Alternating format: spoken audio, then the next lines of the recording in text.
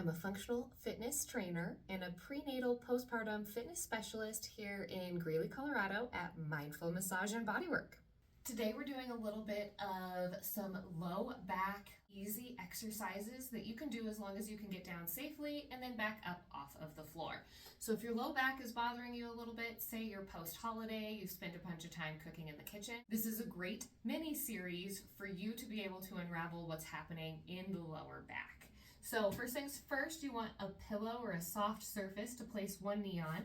You want to come down onto hands and knees. You're going to place one knee on that soft surface, like that little pillow, palms to the floor or fists to the floor, whatever feels comfortable for you and your body. And you're going to take that opposite leg out as far as you can. Maybe it's right here, or maybe that's a deep stretch for you. And then you're just rocking back and out of it. So we're up in that tall tabletop position and then sitting back into that back heel. You can keep the foot just planted to the floor here if you can. So if you get a side view of that, we're in that position and just rocking into and out of it. It's a great hip opener. It's a nice adductor stretch. It allows us to start to work on a lot of what attaches into the hips and tugs at that lower back. So after about 10 of those, you can go ahead and switch sides. Let's go into the other side, same thing. Get as deep as you can comfortably with that and then just rock in and out of it. You might notice that one side is tighter than the other, and that's usually just good information for you and your body. Maybe you spend a little extra time in that tighter side.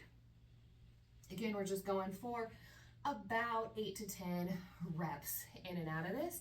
And you can always pause and slow it down a little and pause wherever it's tightest on that tighter side and then go back into rocking in and out of it. Fantastic. So our next exercise is a lunge rocker. So we're still using our pillow here and we want to come up in a kneeling lunge position. So we've got back knee on the floor, front leg up at 90. We can stack our hands on top of that front thigh just to help keep us balanced. And then we just want to rock forward into that and out of it.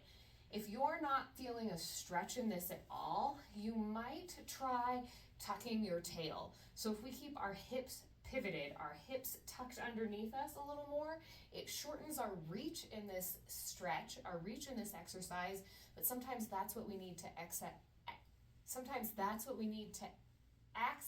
a deeper stretch. And the stretch should be on the side that's kneeling on the ground here.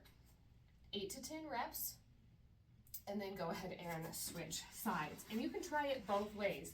Maybe that long lunge gets a little bit into the thigh and you get a good stretch there, and then maybe tucking that tail a little bit and engaging through there gets a little deeper in that hip flexor. So it's all just a matter of trying to access where you need the stretch for you and your body.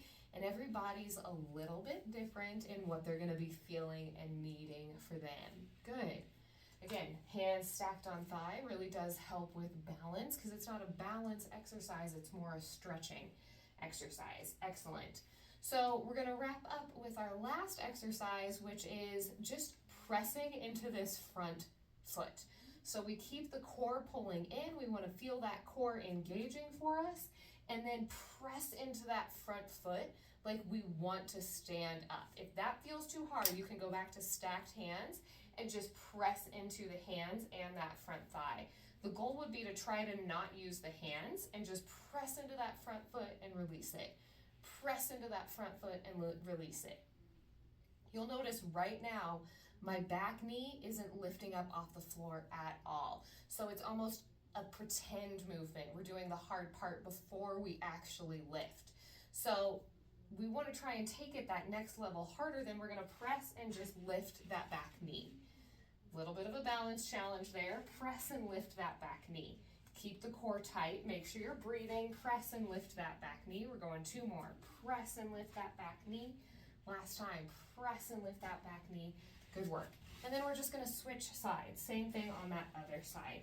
This is so great at getting the glutes engaged, getting the stabilizers in our hips engaged, and getting that proprioceptive work. Where is our foot touching the ground. So same thing, start with your pretend, press into that front foot and press into that front foot and just lean into it. Use the hands if you need to and just press, get that initial engagement here. And some of us, this is plenty.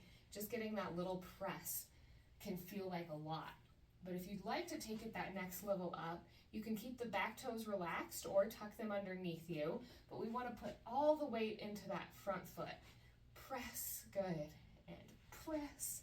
We're going for 3, just that little lift, 2, last 1. Thanks for joining me.